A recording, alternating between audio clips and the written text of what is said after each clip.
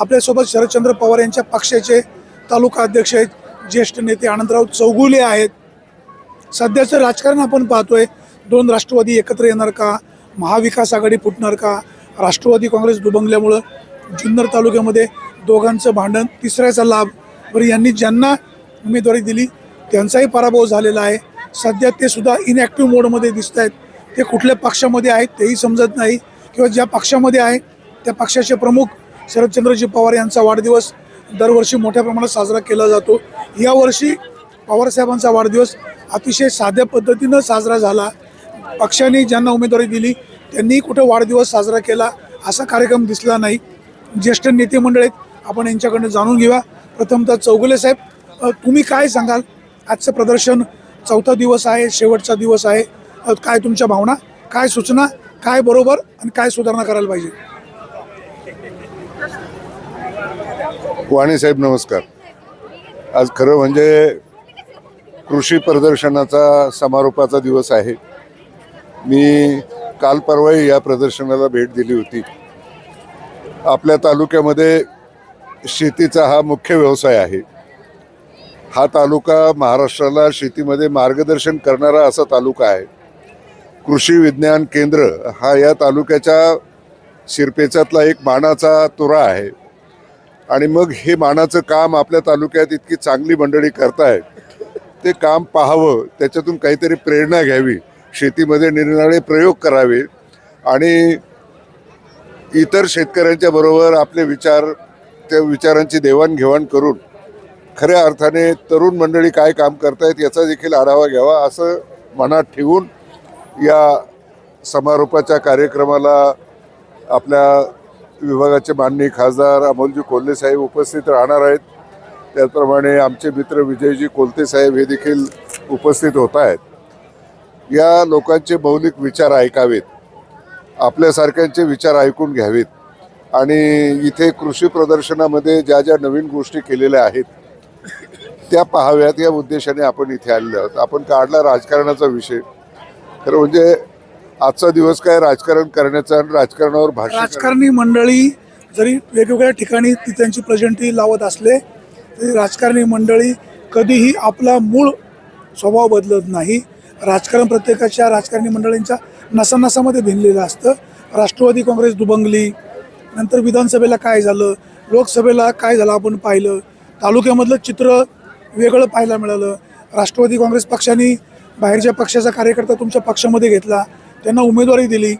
तुमच्या दृष्टीनं दुर्दैवाने अपयश आलं, परंतु ज्यांना उमेदवारी दिली ते सध्या तुमच्या पक्षाच्या दृष्टीनं कुठं ॲक्टिव्ह मोडमध्ये दिसत नाहीत.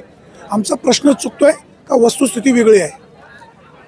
नाही, आपण सत्यशील शेरकरांच्या बद्दल उमेदवार पडलं म्हणून ते उपस्थित राहिले नाही असं जे म्हणता, माझ्या माहितीप्रमाणे दररोजच ते दशक्रिया किंवा अनेक सामाजिक उपक्रम असतील त्याच्यामध्ये सहभागी झालेले दिसतात.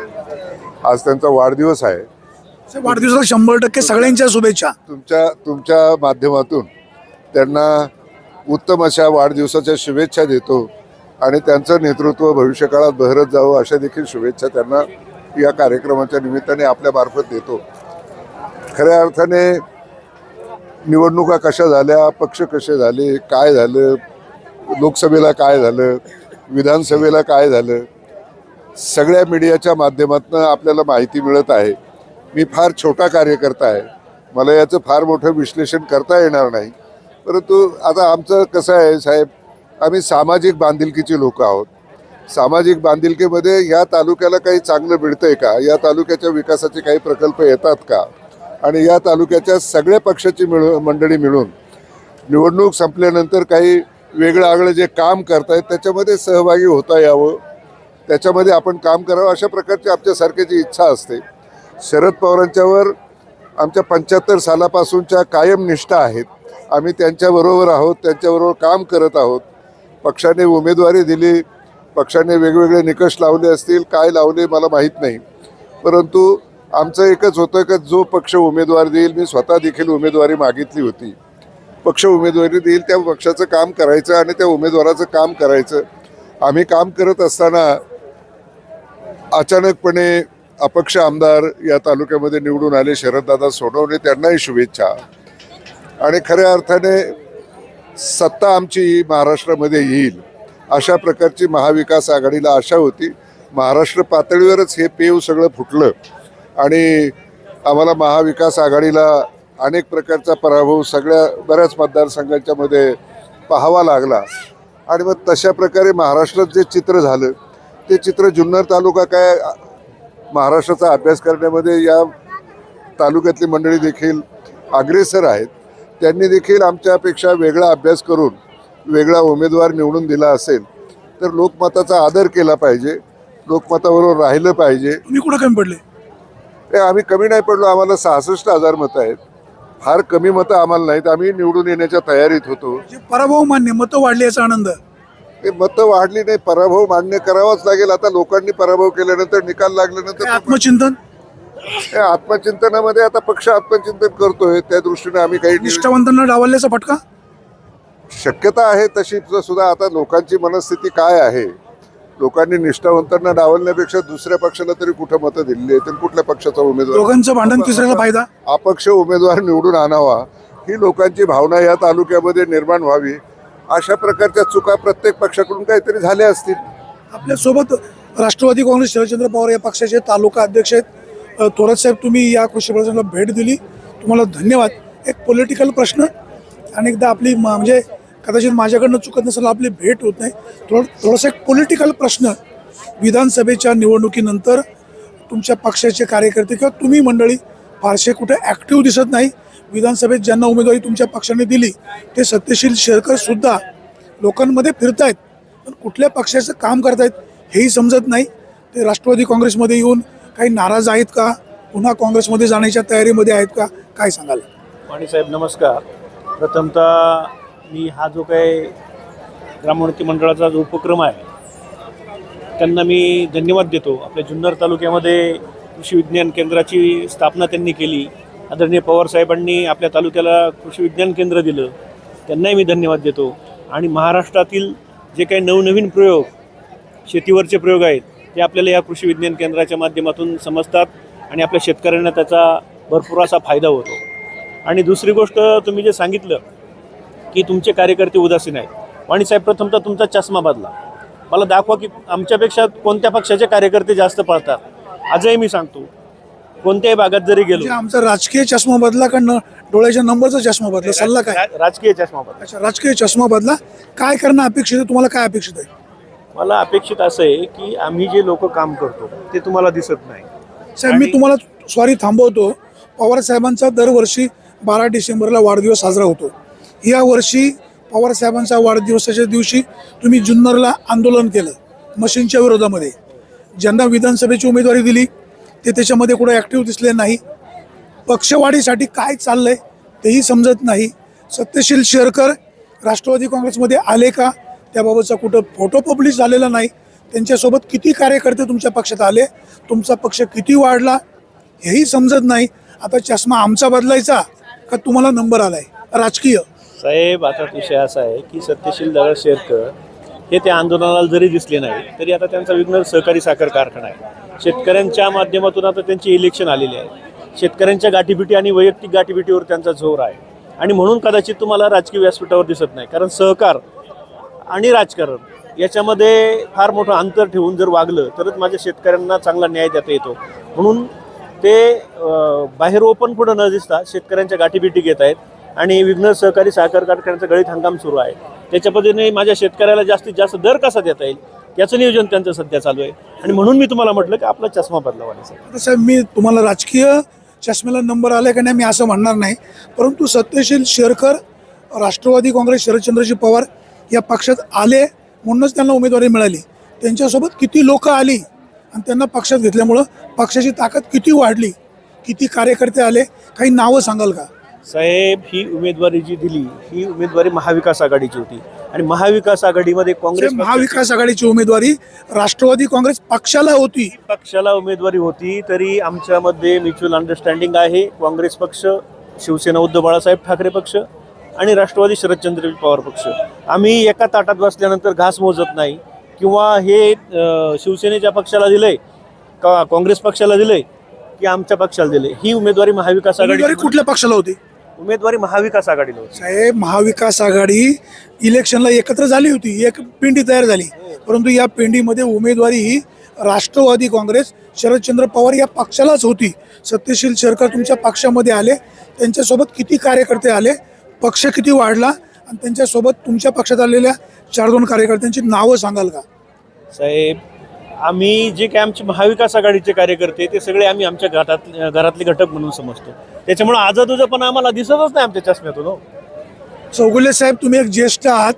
थोरात साहेब कुठेतरी गोल करतायत का? जुन्नर तालुक्याची विधानसभेची उमेदवारी ही राष्ट्रवादी काँग्रेस शरदचंद्र पवार महाविकास आघाडीची होती. महाविकास आघाडी तुम्ही एक केलेली एक मोठ तयार होती, एक पिंडी तयार केलेली होती. सत्यशील शेरकर तुमच्या पक्षामध्ये आले, त्यांना उमेदवारी दिली. त्यांच्यासोबत किती कार्यकर्ते तुमच्या पक्षात आले, पक्ष किती मोठा झाला, आणि त्यांच्यासोबत कोण कार्यकर्ते पक्षात आले, काही सांगता येईल का? का थोरात साहेब सांगतात ते खरं, की माझा प्रश्न चुकतोय, लोकांपुढे खरं जायला हवं?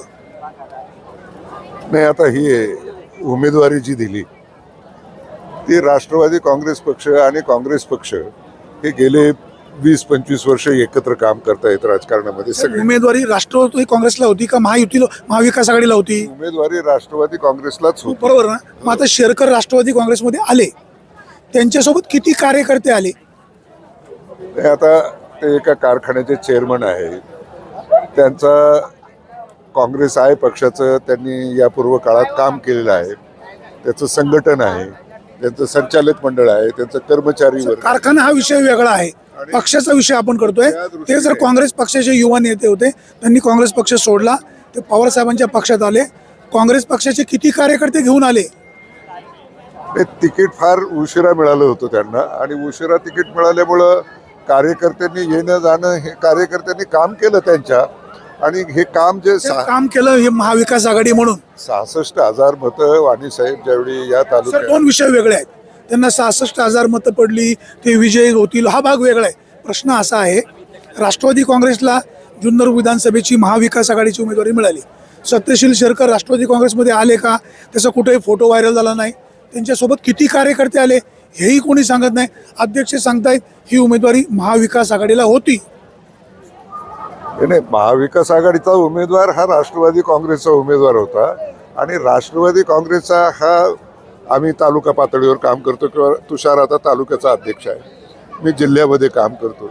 महाराष्ट्र प्रदेश काँग्रेस कमिटीने जो निर्णय घेतला आणि त्यांनी ज्यांना पक्षात घेतला असेल तो आपोआपच पक्षात आलेलाच आहे ना, तो काय आमचा अधिकार नाही त्यांना. शेरकर पक्षात आले, तुम्ही सगळ्यांनी स्वागत केलं, त्यांना तिकडे सभासद केले, शिवाय तर निश्चित उमेदवारी दिली नसेल. त्यांच्यासोबत किती कार्यकर्ते आले, मग ते का आले नाही? बाकीच्यांना काँग्रेसमध्ये का ठेवलं? का शेरकरांना पुन्हा त्या पक्षात जायचंय? असं आहे की उमेदवारी कधी दिली, माघारीच्या अगोदर 3 दिवस उमेदवारी दिली, त्याच्यानंतर माघारी झाल्या. पक्षात प्रवेश जाहीर का दाखवला नाही? पक्षात प्रवेश जाहीर दाखवणं न दाखवणं ही पक्षाची अंतर्गत बाब आहे. कार्यकर्ता म्हणून तुम्हाला काय वाटतं? राष्ट्रवादी काँग्रेस पक्षाची अंतर्गत बाब आहे. आता मी एवढा मोठा नाही की मला त्याच्यामध्ये काही सांगितलं पाहिजे किंवा बोललं पाहिजे, असं एवढा मोठा कार्यकर्ता मी नाही. परंतु पक्षाचे आमचे आदेश जे होते ते आम्ही पाळत होतो, आणि पक्षात येणे जाणे काय करणे याच्यापेक्षा ज्या दिवशी माघारी झाल्या त्याच्यानंतर ह्या इलेक्शनचं प्लॅनिंग कसं करायचं, हा उमेदवार निवडून कसा आणायचा, एवढंच काम आम्ही इमाने इद्वारे करत होतो, अध्यक्ष आणि आम्ही. सत्यशील शेरकर यांना उमेदवारी मिळावी म्हणून तालुका काँग्रेसचे अध्यक्ष अशोक घोलप पवार साहेबांना बारामतीला भेटले. साहेब, सत्यशील शेरकरांना पक्षात घ्या, आम्ही सगळे पक्षात येतो, त्यांना निवडून देऊ असं म्हणाले. शेरकर राष्ट्रवादी काँग्रेसमध्ये आले, बाकीचे सगळे काँग्रेसमध्येच थांबले. काय समजायचं? हा प्रश्न म्हणजे मला विचारण्यापेक्षा तुम्ही अशोक घोलपांना किंवा सत्यशील दादालाच विचारायला पाहिजे. राष्ट्रवादी काँग्रेसची फसवणूक झाली? आमची फसवणूक झाली की नाही मला काही वाटत नाही. मी फक्त इलेक्शन लढलेलो आहे, काम केलेलं आहे, त्यांच्या इलेक्शनचं प्लॅनिंग केलेलं आहे. राष्ट्रवादी काँग्रेस पक्षाच्या अध्यक्षांनी जे प्लॅनिंग केलं होतं त्याच्यामध्ये सगळेच सहभागी होते. म्हणजे शिवसेनेचे लोक होते, काँग्रेस आयचे होते, राष्ट्रवादीचे होते. सगळ्या लोकांनी काम करून त्याचा निकाल समोर आपल्या आलेला आहे. आणि त्याच्यानंतरच्या ज्या घडामोडी आहेत, अशोक घोलपांनी काय करायचं किंवा त्या सत्यशील दादांनी काय करायचं ते आमचे नेते आहेत.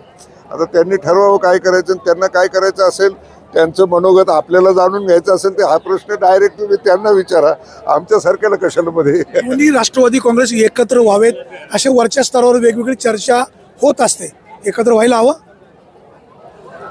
ते एकत्र आहेतच ना. आम्ही आता महाविकास आघाडी एकत्र आहे. दोन्ही राष्ट्रवादी काँग्रेस म्हणजे काका पुतणे एकत्र व्हावेत अशी चर्चा आता पुन्हा व्हायला लागली. आमच्या दृष्टीनं शरद पवार हे आमचे बॉस आहेत. शरद पवारांचा निर्णय जो असेल त्यांनी उद्या अजित पवाराबरोबर एकत्रीकरण केलं तर आम्हाला खूप आनंद होईल. कारण अजित पवार हा कालचा आमचा नेताच आहे. शरद पवार हे आमचे कायमचे नेते आहेत. ते एकत्र झाल्याचा आनंद महाराष्ट्रात कोणालाही झाल्याशिवाय राहणार नाही. तो आनंदोत्सव सगळेच मनवतील, त्याला काय. महाविकास आघाडीचे घटक पक्ष असलेला शिवसेना, संजय राऊत असं म्हणतायत येणाऱ्या नगरपालिका त्याचबरोबर जिल्हा परिषद पंचायत समिती ह्या सगळ्या निवडणुका शिवसेना स्वतंत्रपणे लढणार आहे.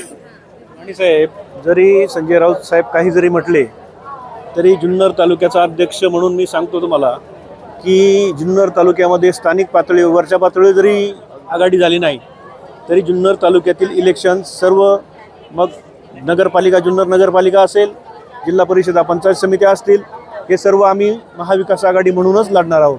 शिवसेना उद्धव बाळासाहेब ठाकरे आणि शरदचंद्रजी पवार राष्ट्रवादी काँग्रेस पक्ष तसेच काँग्रेस पक्ष आम्ही महाविकास आघाडी म्हणूनच जुन्नर तालुक्यातील सर्व इलेक्शन लढणार आहोत. ही झाली राष्ट्रवादी काँग्रेसची भूमिका. परंतु शिवसेनेचे जे प्रमुख वरिष्ठ नेते आहेत त्यांनी त्यांची भूमिका पक्षाची जाहीर केलेली आहे. त्यांनी जरी वरिष्ठ पातळीवरती जाहीर केलेली असली तरी आम्हाला स्थानिक पातळीवरती काही अधिकार प्रदान केलेले आहेत. त्याच्यानुसार मी तुम्हाला सांगतो, तुम्ही लागलं तर शिवसेनेच्या तालुका पातळीवरच्या लोकांना सुद्धा विचारू शकता. म्हणजे वर निर्णय काही झाला तरी जुन्नर तालुक्यामध्ये महाविकास आघाडी जिल्हा परिषद पंचायत समितीला असणारच. 100% असणार, कारण आम्ही एकत्र लढण्याचा निर्णय घेतलेला आहे, एकत्र लढण्याचा आम्ही प्रण केलेला आहे. त्याच्यामुळं शिवसेना पक्ष असेल किंवा राष्ट्रवादी पक्ष असेल कधीही एकापासून अलग होऊ शकत नाही. सध्या जुन्नर तालुक्यात राजकारणामध्ये काय चाललंय, राष्ट्रवादी काँग्रेस शरदचंद्रजी पवार या पक्षामध्ये सत्यशील शेरकर येऊन किती फायदा झाला, काही तोटा झाला का, निष्ठावंत मंडळींना उमेदवारी न दिल्यामुळे त्यांना फटका बसला का, हा आपला समजून घेण्याचा प्रयत्न आहे. सत्यशील शेरकर मला दुखवण्याचा आमचा मुळीच प्रयत्न नाही. तुम्हाला वाढदिवसाला या सगळ्यांच्या वतीनं भरभरून शुभेच्छा. परंतु तुम्ही जर शरद पवारांच्या राष्ट्रवादी काँग्रेसमध्ये आला असाल तर तुमच्या सगळ्या कार्यकर्त्यांना पक्षात घेऊन या, पक्ष वाढीसाठी प्रयत्न करा अशीच अपेक्षा. सुरेश वाणी, विघ्नर टाइम्स, नारायणगाव.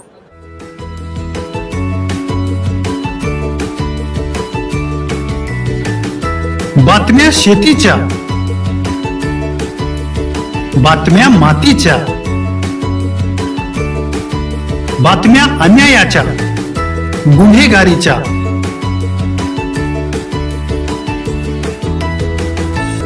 राजकारणाच्या आणि समाजकारणाच्या, शोषणाविरुद्ध बुलंद आवाज, जनसामान्यांच्या हुंकाराची गाज, सत्कार्याला प्रोत्साहन, दुष्कृत्याला अनुशासन, निर्भीड, निस्पृह, सडेतोड, बेधडक आणि रोखटोक म्हणजेच विघ्नहर टाइम्स. शोध बातमीचा, ध्यास सत्याचा. आपलं चॅनल, आपली बातमी. सबस्क्राईब तर कराच, पण बेल आयकॉनवर क्लिक करायलाही विसरू नका.